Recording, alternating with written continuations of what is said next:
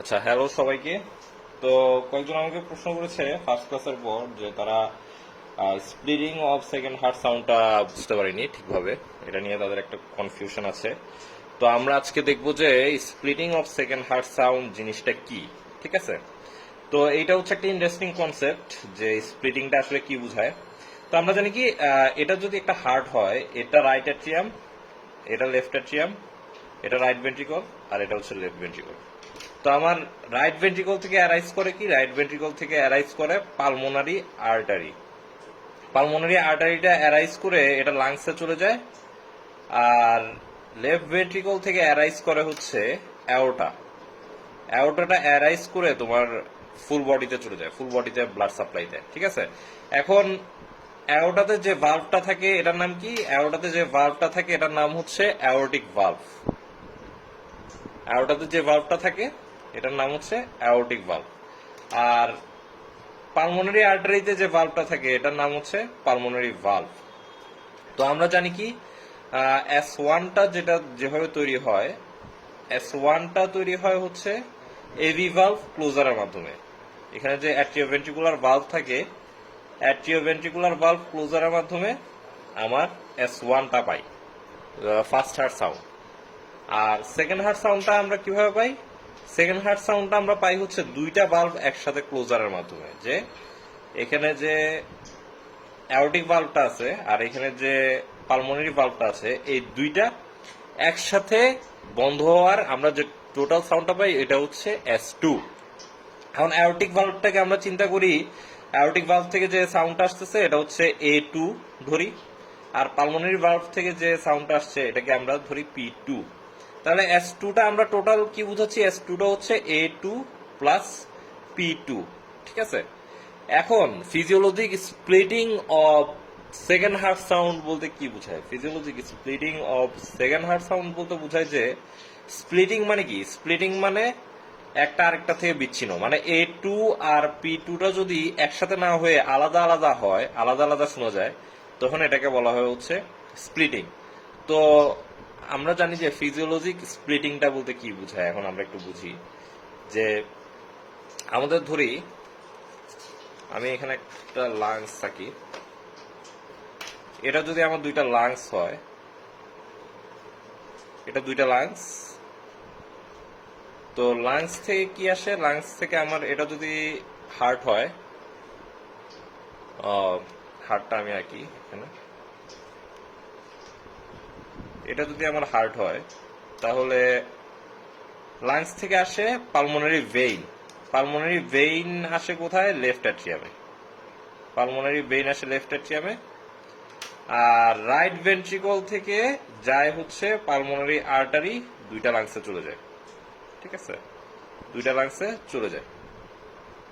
এখন left atrium, এটা হচ্ছে লেফট অ্যাট্রিয়াম, আর এটা লেফট ভেন্ট্রিকল। লেফট ভেন্ট্রিকল থেকে কি আসে? লেফট ভেন্ট্রিকল থেকে যায় হচ্ছে অ্যাওর্টা। অ্যাওর্টা। এখন পালমোনারি আর্টারি মধ্যে কি থাকে? Pulmonary valve. তো আমরা চিন্তা করেছি কি যে পালমোনারি ভালভে যে সাউন্ডটা তৈরি হয় এটা হচ্ছে P2, আর অ্যাওর্টাতে যে সাউন্ডটা তৈরি হয় এটা হচ্ছে A2। এখন আমরা যখন শ্বাস নেই, ঠিক আছে, এখানে যদি হার্টের নিচে ধরলাম ডায়াফ্রাম, ঠিক আছে, এটা হচ্ছে ডায়াফ্রাম, এখানে ডায়াফ্রামটা থাকে। তো আমরা যখন শ্বাস নেই নর্মালি কি হয়? যখন শ্বাস নেই তখন হচ্ছে আমাদের লাংগুলো কি করে? এক্সপান্ড করে, লাংস এক্সপান্ড করে, মানে লাংসটা আয়তনে বেড়ে যায়।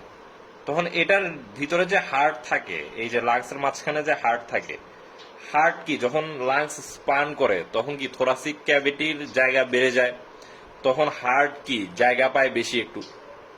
ঠিক আছে, হার্ট পায় জায়গা একটু বেশি, তখন হার্টটা কি একটু রিল্যাক্স হয় না? রিল্যাক্স হয়। আর যখন আমরা ইন্সপিরেশন করি, ইন্সপিরেশনে কি হয়? ডায়াফ্রামটা সংকুচিত হয়, মানে ডায়াফ্রাম কন্ট্রাকশন হয়। ডায়াফ্রাম যখন কন্ট্রাকশন হয়, ডায়াফ্রাম যদি আগে এই জায়গায় থাকে, ইন্সপিরেশনের সময় এটা এই জায়গায় চলে আসে। তার মানে কি? তার মানে আমার টোটাল যে থোরাসিক ক্যাভিটি, এই থোরাসিক ক্যাভিটির জায়গাটা বেড়ে যাচ্ছে। তো থোরাসিক ক্যাভিটির জায়গা যখন বেড়ে যায় তখন হার্ট জায়গা পায় বেশি, হার্ট রিল্যাক্স হয় বেশি। ঠিক আছে, এই জন্য হচ্ছে হার্ট যখন রিল্যাক্স হয়, তো আমরা একটা সূত্র দেখি, হার্টের মধ্যে তোমার সুপিরিয়র ভেনা কাভা আর ইনফিরিয়র ভেনা কাভা যে ড্রেইন করে, সুপিরিয়র ভেনা কাভা আর ইনফিরিয়র ভেনা কাভা ড্রেইন করাটাকে বলা হয় হচ্ছে ভেনাস রিটার্ন। ঠিক আছে, সুপিরিয়র ভেনা কাভা আর ইনফিরিয়র ভেনা কাভা দিয়ে যে ব্লাডটা আসে এটাকে বলা হয় হচ্ছে ভেনাস রিটার্ন। তো ভেনাস রিটার্নের একটা সূত্র আছে, সেটা কি? ভেনাস রিটার্নের সূত্রটা হচ্ছে venous pressure minus right atrial pressure divided by venous resistance. Venous resistance মানে কি? ভেইনে যে বাধাটা থাকে ওটা হচ্ছে ভেনাস রেজিস্ট্যান্স। এটা কি? এটা ব্যস্তানুপাতিক হবে। ভেনাস রিটার্ন বাড়বে কখন? ভেনাস রিটার্ন বাড়বে যখন ভেনাস প্রেসার বাড়বে আর যখন রাইট অ্যাট্রিয়াল প্রেসার কমবে। কারণ আমরা সহজ ভাষায় চিন্তা করি যে এটা যদি আমার রাইট অ্যাট্রিয়াম হয়, আমার রাইট অ্যাট্রিয়ামে যদি ব্লাড ভরে থাকে, ব্লাডে পরিপূর্ণ থাকে, ঠিক আছে, সুপিরিয়র ভেনা কাভা আর ইনফিরিয়র ভেনা কাভা দিয়ে ব্লাড কি সহজে আসতে পারবে না, কারণ আগে থেকেই তো ব্লাড ভর্তি।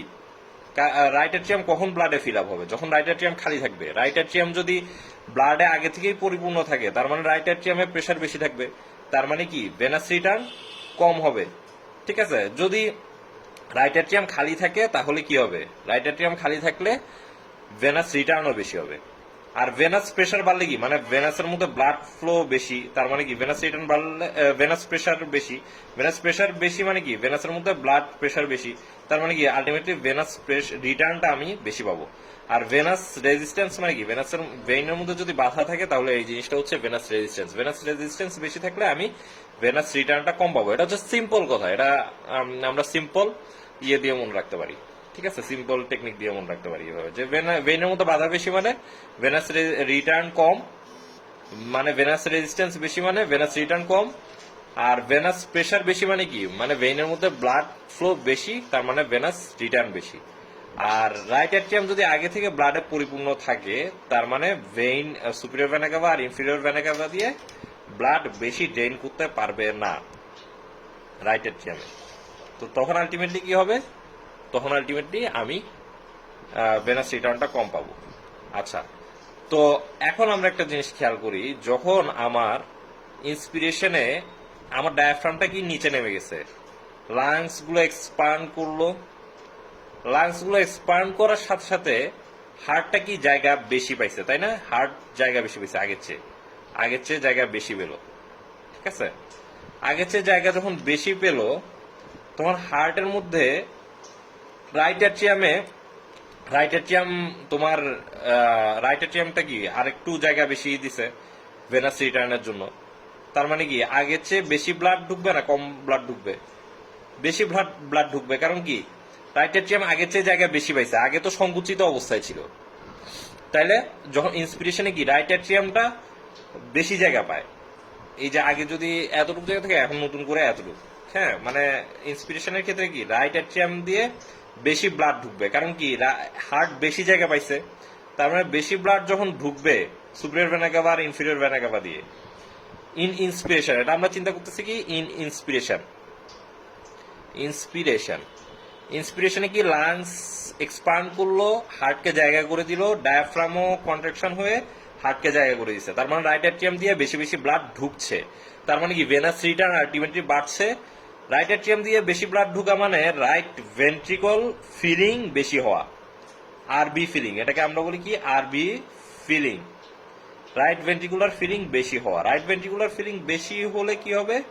রাইট ভেন্ট্রিকুলার ফিলিং বেশি যদি হয় তাহলে পালমোনারি আর্টারি দিয়ে ব্লাড বেশি সময় যাবে। তো দেখা যায় কি ইন্সপিরেশনের সময় A2টা বন্ধ হয়ে যায়, কিন্তু A2 সাউন্ডটা পাওয়ার একটু কিছুক্ষণ পরে P2টা পাওয়া যায়, কারণ কি পালমোনারি আর্টারি দিয়ে তুলনামূলক বেশি সময় ব্লাড যায় অ্যাওর্টার চেয়ে। ঠিক আছে, কারণ কি? কারণ হচ্ছে রাইট ভেন্ট্রিকুলার ফিলিংটা বেশি হয়।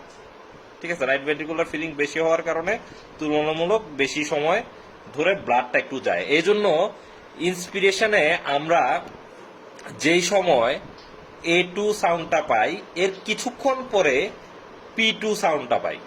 ঠিক আছে, কারণ কি? কারণ তো বললামই, কারণ হচ্ছে ইন্সপিরেশনের সময় লাংস এক্সপান্ড করে, থোরাসিক ক্যাভিটির জায়গা বেড়ে যায়, রাইট অ্যাট্রিয়াম জায়গা বেশি পায়, রাইট অ্যাট্রিয়াম দিয়ে ভেনাস রিটার্ন বাড়ে, ভেনাস রিটার্ন বাড়ার জন্য A2টা আগে বন্ধ হয়ে যায়, কিন্তু পালমোনারি আর্টারি দিয়ে যেহেতু তুলনামূলক বেশি সময় ব্লাড পাস করে, এজন্য আমরা P2টা একটু পরে পাই, A2 এর একটু পরে P2টা পাই। কিন্তু এক্সপিরেশনের সময় যেহেতু থোরাসিক ক্যাভিটির জায়গাটাকে নিয়ে কথা নাই, এজন্য এক্সপিরেশনের সময় A2 আর P2 আমরা একসাথে পাই, এজন্য এই স্প্লিটিংটা বোঝা যায় না। A2 P2র দূরত্বটা খুব কম থাকে, এজন্য এই টোটাল সাউন্ডটাই হচ্ছে S2 বা সেকেন্ড হার্ট সাউন্ড। এক্সপিরেশনের সময় এই সমস্যাটা হয় না, কিন্তু যেহেতু ইন্সপিরেশনের সময় আমার এটা বেড়ে যাচ্ছে, আরবি ফিলিং বেশি হচ্ছে, আরবি ফিলিং বেশি মানে পালমোনারি আর্টারি দিয়ে ব্লাড যাচ্ছে বেশি, তার মানে তুলনামূলক A2 এর একটু পরে P2টা শোনা যায়।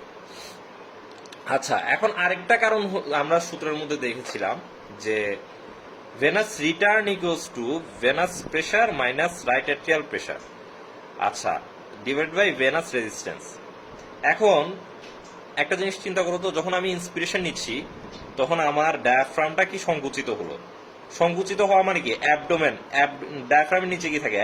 অ্যাবডোমেনের প্রেশার বেড়ে যাচ্ছে, আর অ্যাবডোমেনের মধ্যে কি থাকে?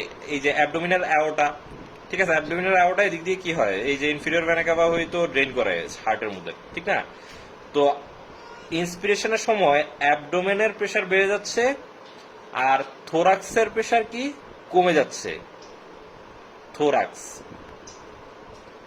থোরাক্সের প্রেশার কমে যাচ্ছে, তাহলে থোরাক্সের প্রেশার কমছে আর অ্যাবডোমেনের প্রেশার বাড়ছে, তার মানে কি ব্লাড ভেইন দিয়ে বেশি আসতে পারবে, বেশি থোরাক্সের দিকে ফ্লো হবে। বেশি থোরাক্সের দিকে ফ্লো হওয়া মানে কি? ব্লাড ভেনাস প্রেশার কি বাড়া, ভেইন দিয়ে, মানে থোরাসিক অ্যাবডোমিনাল, এই যে এটা যেটা আছে ইনফিরিয়র ভেনা কাভা দিয়ে কি ভেইনের প্রেশারটা বেড়ে যাবে, থোরাক্স অ্যাবডোমেন থেকে প্রেশারটা বেশি যাবে থোরাক্সের দিকে।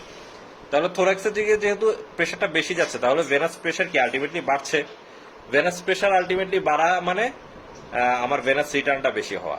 তাহলে আমরা কি কি পেলাম? যে ইন্সপিরেশনের সময় ভেনাস প্রেশারটা বাড়ছে, যেহেতু অ্যাবডোমেনের প্রেশার বেড়ে যাচ্ছে, থোরাক্সের প্রেশার কমে যাচ্ছে, তাহলে ইনফিরিয়র ভেনা কাভা দিয়ে বেশি বেশি ব্লাড ড্রেইন করবে। আর হচ্ছে আরেকটা জিনিস কি? আরেকটা জিনিস হচ্ছে ভেনাস প্রেশারটা বাড়ছে আর ভেনাস রেজিস্ট্যান্সটা কমছে। আর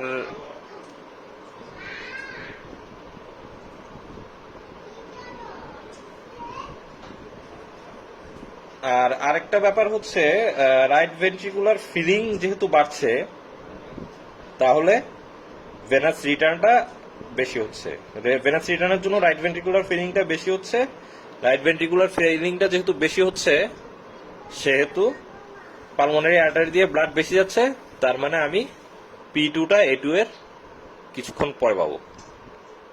ঠিক আছে, এই জন্য হচ্ছে আমরা ইন্সপিরেশনে A2 এর কিছুক্ষণ পরে P2 সাউন্ডটা পাই। এটাকে বলা হয় হচ্ছে ফিজিওলজিক স্প্লিটিং। হ্যাঁ, এই জিনিসটা সম্পূর্ণ নর্মাল, এটা ফিজিওলজিক্যাল।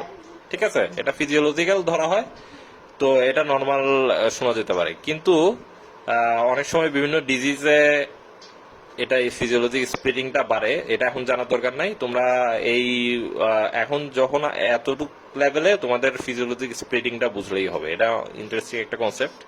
ঠিক আছে, তো আশা করি সবাই বুঝতে পেরেছো। তো কেউ যদি না বুঝো তাহলে আমাকে মেসেঞ্জারে জিজ্ঞেস করতে পারো। ঠিক আছে।